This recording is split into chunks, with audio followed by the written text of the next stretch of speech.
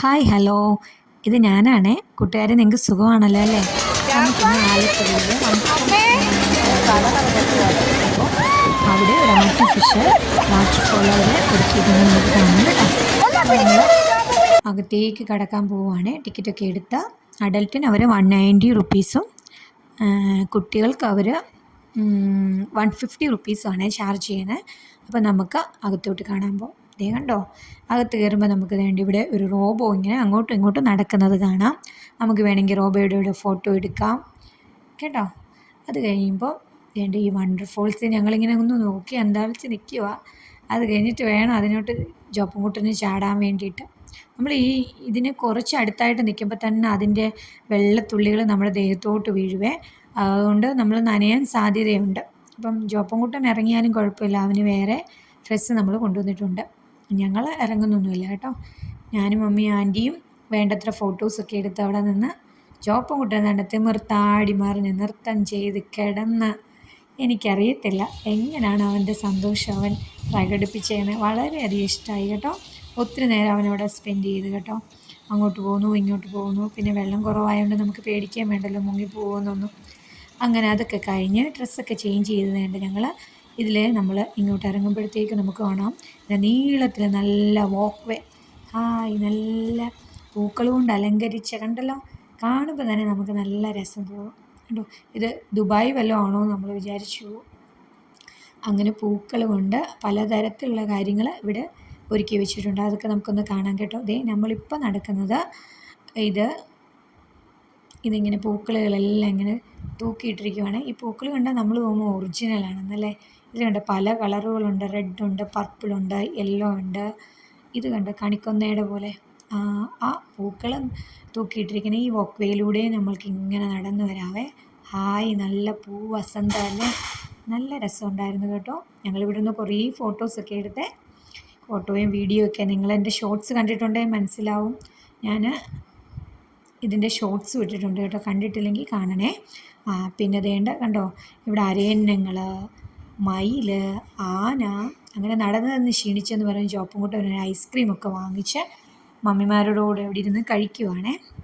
ഞങ്ങൾ പറഞ്ഞു ഞങ്ങൾക്ക് ഐസ്ക്രീം ഒന്നും വേണ്ട, നമുക്ക് വീണ്ടും കണ്ടു കഴിഞ്ഞ് ഇതിൻ്റെ അവസാനം നമുക്ക് ടീ ഷോപ്പുകളും സ്റ്റാളുകളും ഒക്കെ ഉണ്ടെന്ന് പറയാൻ കേട്ടു. അതുകൂടെ കണ്ട് നമുക്ക് പോകാം. അപ്പം നമുക്ക് വെള്ളം കുടിക്കാമെന്ന് പറഞ്ഞ് ഞങ്ങൾ വീണ്ടും നടക്കുവാണ്. ജോപ്പൻകുട്ടൻ്റെ കയ്യിലാണ് ഈ ഒരു കാറും ഉണ്ട് കേട്ടോ. അത് റോബോ ആയിട്ട് മാറുന്ന കാറാണ്. അത് അവൻ അവിടെ ഇവിടെയൊക്കെ ഇട്ട് തേച്ചൊക്കെ കൊണ്ടുപോകുന്നുണ്ട് കേട്ടോ. ഈ അരയന്നങ്ങളെയൊക്കെ കാണുമ്പോൾ നമ്മൾ വിചാരിക്കും അരയന്നങ്ങൾ കരയ്ക്ക് കയറി വന്നിരിക്കുകയാണെന്ന്. നല്ല രസമുണ്ടല്ലേ.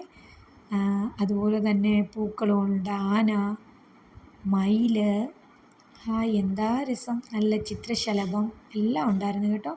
അത് കഴിഞ്ഞ് നമ്മളിങ്ങനെ അങ്ങോട്ടോട്ട് വരുമ്പോൾ പല പല ഷോപ്പുകൾ നമുക്ക് കാണാം കേട്ടോ. അവിടെ ഈ കാർ വാഷിങ്ങിന് വേണ്ടുന്ന ഈ എക്യുപ്മെൻറ്റ്സൊക്കെ ഉണ്ട്. പിന്നെ വാക്യൂം ക്ലീനറുണ്ട്.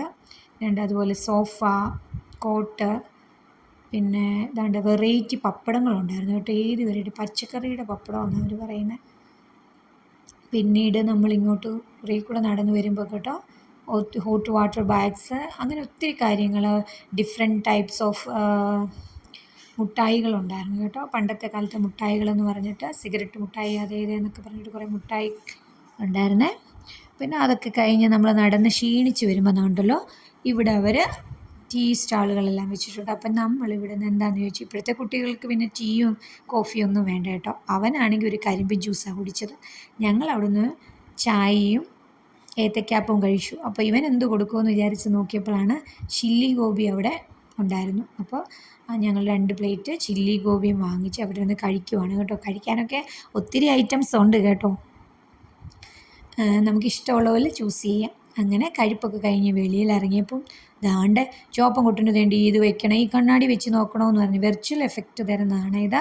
അപ്പോൾ ജോപ്പനെ വെച്ചപ്പോഴത്തേക്ക് അയ്യോ കൊക്കയിൽ പോകുന്നേ അമ്മേ അമ്മേ അമ്മേന്നും പറഞ്ഞൊക്കെ അവൻ ഭയങ്കരമായിട്ട് കിടന്ന് കരഞ്ഞു കേട്ടോ.